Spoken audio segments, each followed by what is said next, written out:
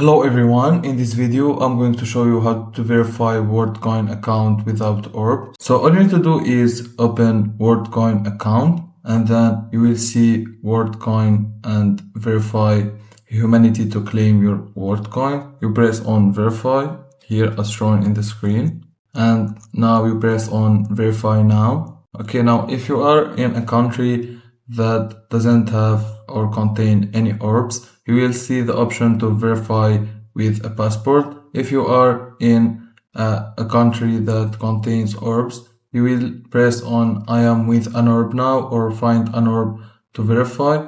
So I will press on I am with an orb now and then you follow the instructions in the screen. Press on agree and continue and then you will see this is the orb and you can scan the orb and get the verification, and that's it.